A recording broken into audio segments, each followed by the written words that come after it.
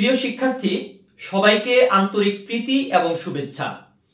তোমাদের প্রিয় milestone college campus আজ বাহারি সাজে সজ্জিত। পাক পাখালির কলতান আর হরেক রকমের ফুলের সুগন্ধি সত্যি মুগ্ধ করে দেয়। কোকিলের ওই কুহু শব্দেও মনে তৃপ্ততা আসে না যখন দেখি ক্লাসরুমগুলোতে তোমরা অনুপস্থিত। তবে তোমাদের আমরা অচিরেই ক্লাসরুমে দেখতে পাবো এবং তোমাদের উপস্থিতিতে কলেজ ক্যাম্পাস আবারও প্রাণ চাঞ্চল্যতা ফিরে পাবে, এই ব্যাপারে আমরা খুবই আশাবাদী। আজ আমরা পদার্থবিজ্ঞান প্রথম পত্রের তরঙ্গ অধ্যায়ের চলমান তরঙ্গ তথা অগ্রগামী তরঙ্গ নিয়ে আলোচনা করব। তো চলো বন্ধুরা, পড়ায় ফিরে যাই। প্রিয় শিক্ষার্থী, এই পর্যায়ে আমরা চলমান অগ্রগামী তরঙ্গ সম্পর্কে ধারণা নিব। যে তরঙ্গ কোনো বিস্তৃত মাধ্যমের মধ্য দিয়ে কোনো নির্দিষ্ট বেগে সামনের দিকে অগ্রসর হয় তাকে আমরা চলমান বা অগ্রগামী তরঙ্গ বলে থাকি। শিক্ষার্থী, আমরা যখন কোনো স্থির পানিতে ঢিল ছুড়ি তখন আমরা দেখতে পাই সেখানে ঢেউ সৃষ্টি হয়। এই ঢেউটি ক্রমশ সামনের দিকে অগ্রসর হয়ে চলমান থাকে। মূলত একে আমরা চলমান তরঙ্গ বলে থাকি। চিত্রে একটি বস্তুকে স্থির পানিতে ছুড়ে দেওয়ার পর বস্তুটির চারপাশে বৃত্তাকার ঢেউ সৃষ্টি হয়। এই বৃত্তাকার ঢেউ চলমান তরঙ্গের একটি উৎকৃষ্ট উদাহরণ। এই ঢেউ থেকে স্পষ্টতই তরঙ্গ শীর্ষ ও তরঙ্গ পাদও বোঝা যাচ্ছে। শিক্ষার্থী বন্ধুরা, 26শে মার্চ মহান স্বাধীনতা দিবস উপলক্ষে অনুষ্ঠিতব্য কুচকাওয়াজ অনুষ্ঠানের অংশ হিসেবে আমরা মানব ঢেউ দেখতে পাই।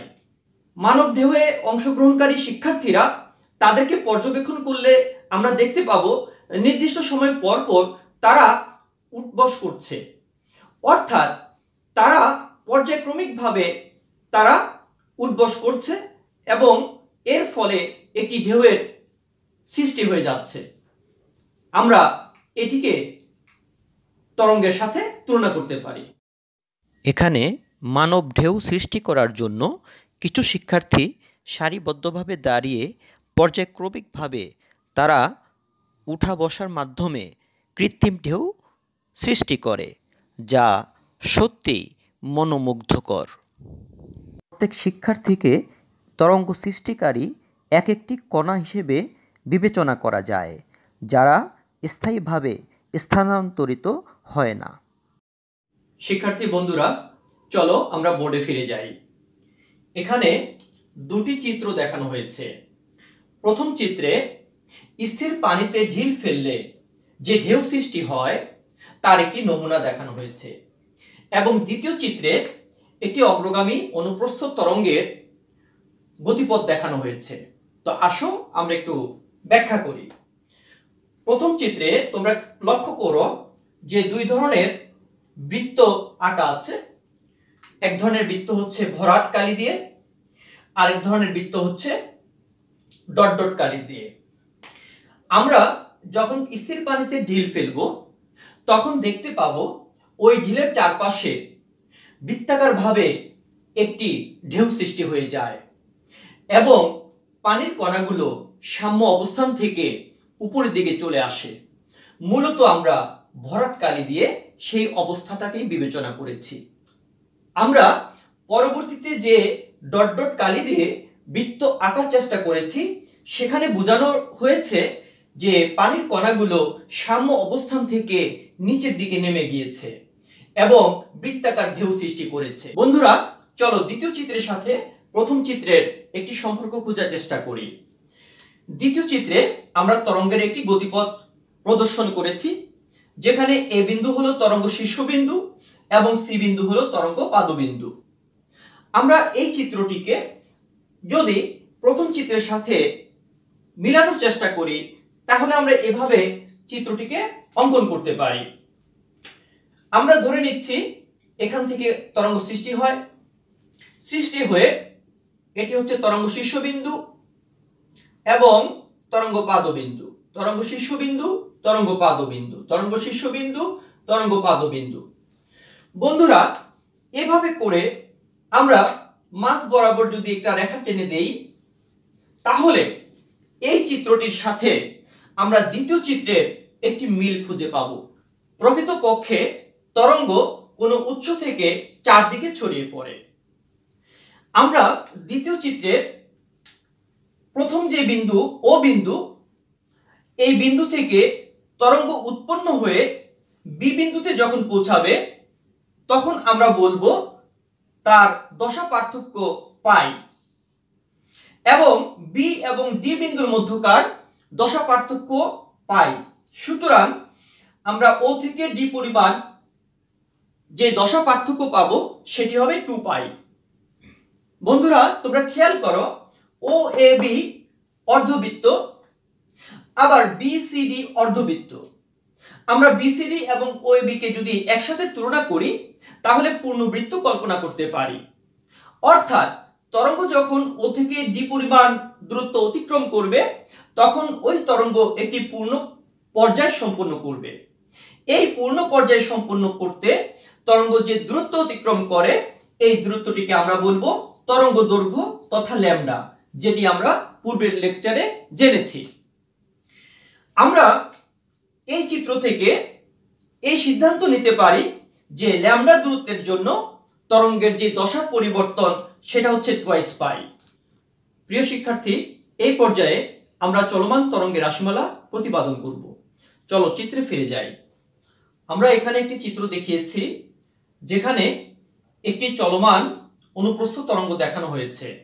আমরা ধরে নিচ্ছি x অক্ষ বরাবর তরঙ্গটি সঞ্চালিত হচ্ছে এবং কণা y অক্ষ বরাবর স্পন্দিত হচ্ছে। OX রেখাটি হচ্ছে সাম্যাবস্থান রেখা। আমরা জানি তরঙ্গস্থিত মাধ্যমের সকল কণাগুলো সরল ছন্দিত স্পন্দনে গতিশীল হয়। সুতরাং আমরা ও বিন্দুতে অবস্থিত যে কণাটি রয়েছে, এই কণার গতির সমীকরণকে নিম্নোক্তভাবে লিখব। ও বিন্দুতে অবস্থিত কণার গতির সমীকরণ,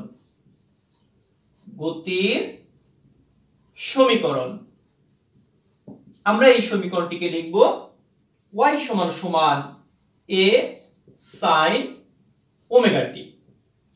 ইকুয়েশন নাম্বার 1। বন্ধুরা, এখানে a হলো কণার সর্বোচ্চ সরণ তথা তরঙ্গের বিস্তার, এবং y হচ্ছে সাম্য অবস্থান থেকে কণার সরণ নির্দেশ করে। আর এখানে যে ওমেগা টি রয়েছে, এটি মূলত দশাকোণ, যেখানে ওমেগাকে বলা হবে কৌণিক কম্পাঙ্ক এবং টি হচ্ছে সময়। আমরা এই চিত্র থেকে আরো দেখতে পাই যে ও বিন্দু থেকে ডান দিকে যতগুলো কণা রয়েছে, প্রত্যেকটি কণা দশা ও বিন্দুর দশা থেকে পিছিয়ে থাকবে।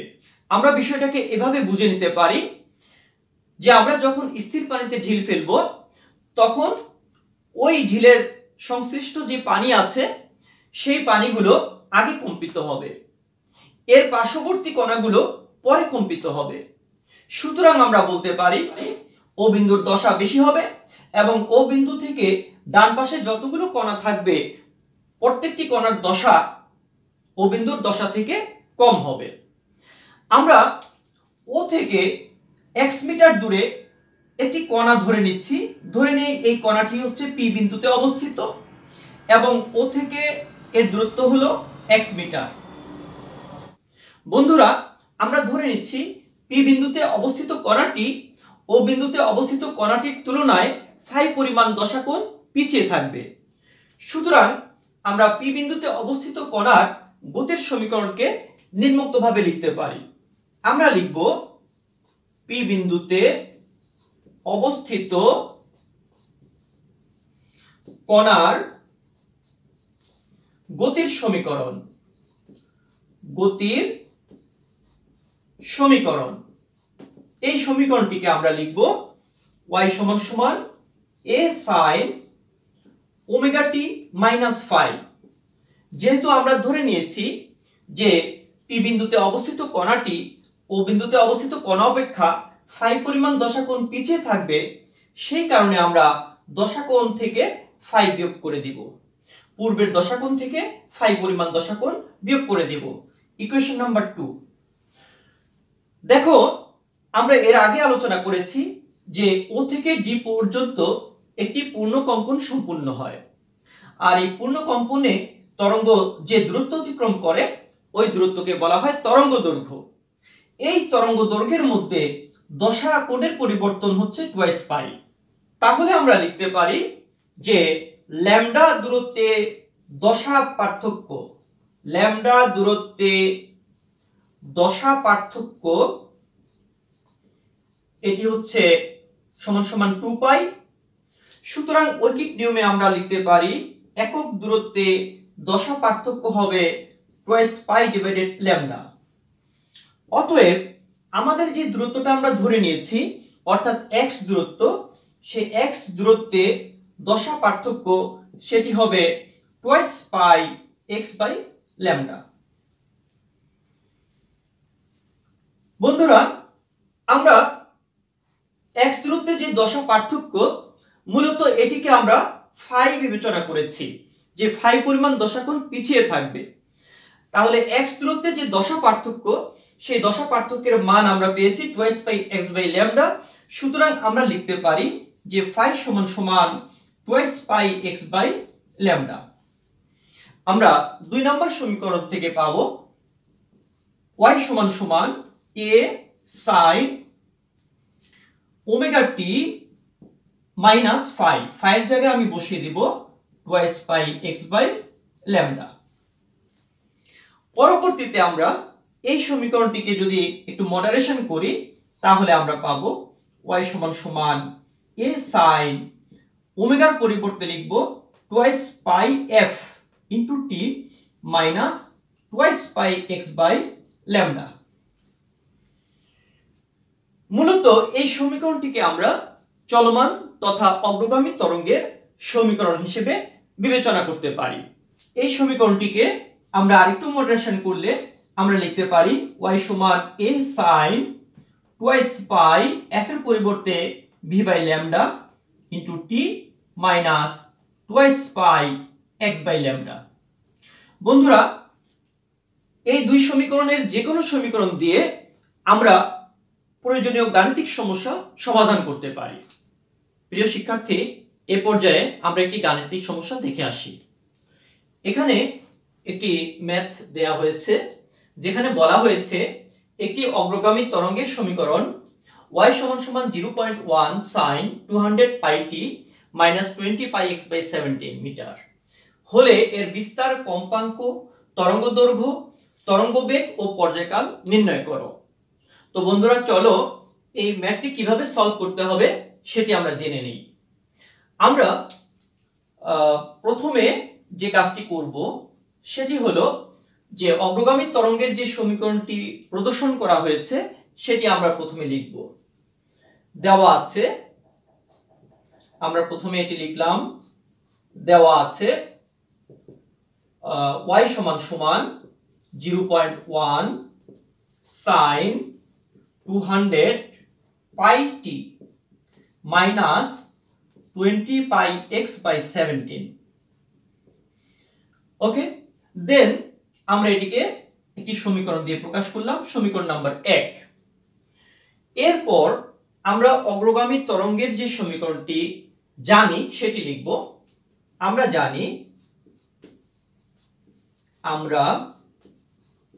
জানি অগ্রগামী তরঙ্গের সমীকরণ,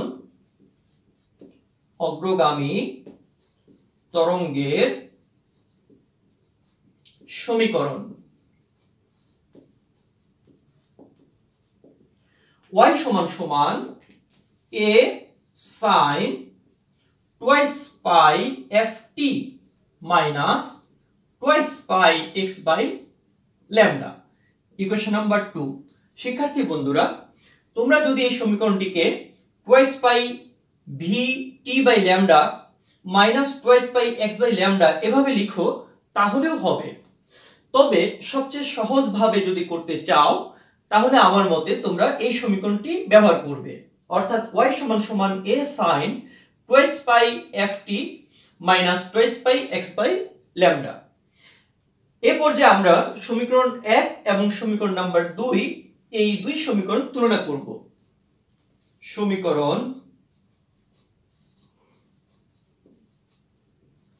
1 ও 2 নং তুলনা করে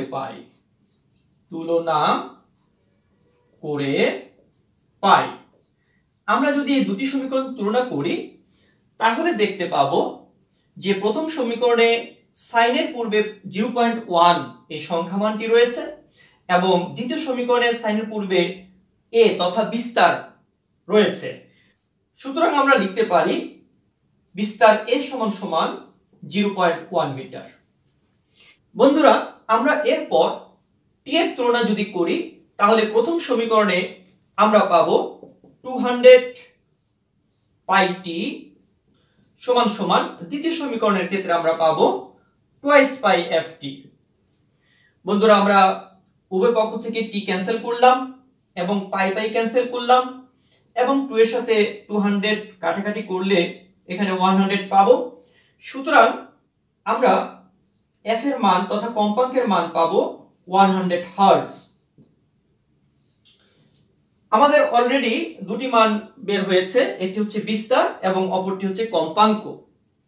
আমরা এখন এই দুই সমীকরণের x এর তুলনা করতে চাই, অর্থাৎ আমরা লিখতে পারি প্রথম সমীকরণ থেকে লিখতে পারি 200 pi x divided 17 সমান সমান, দ্বিতীয় সমীকরণ থেকে লিখতে পারি twice pi x divided lambda।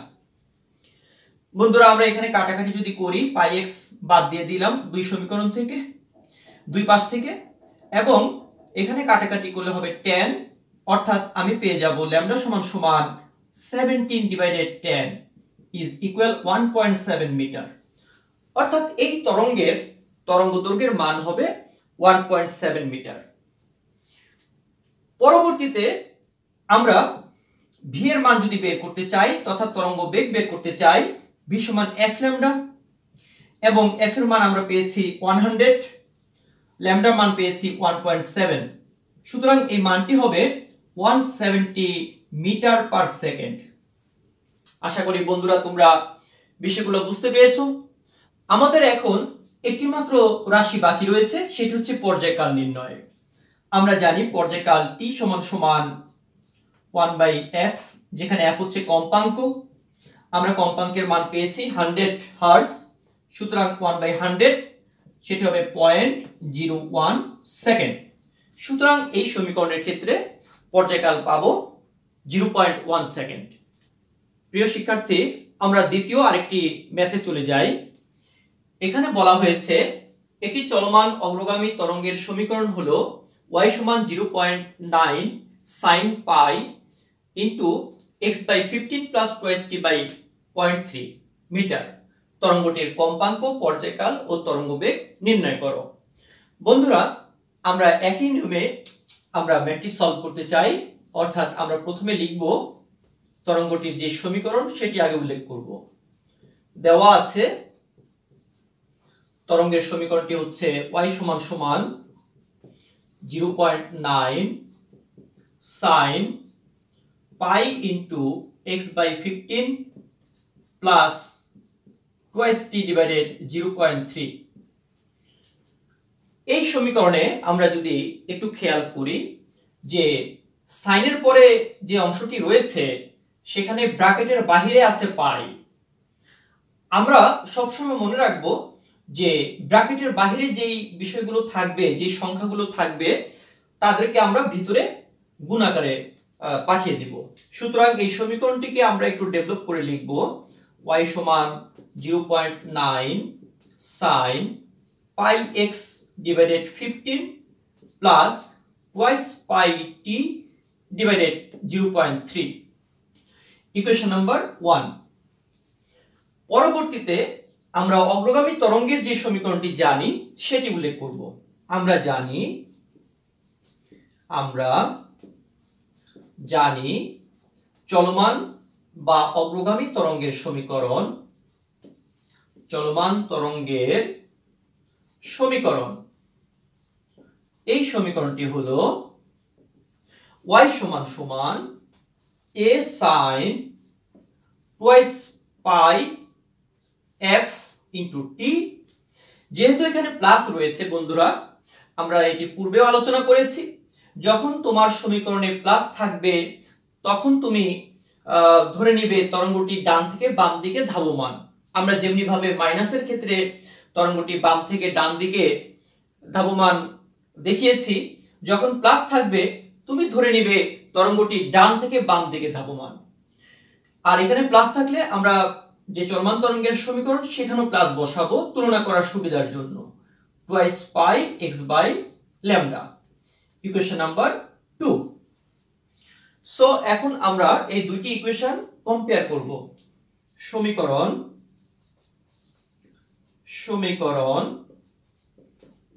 1 ও 2 নং তুলনা করে পাই,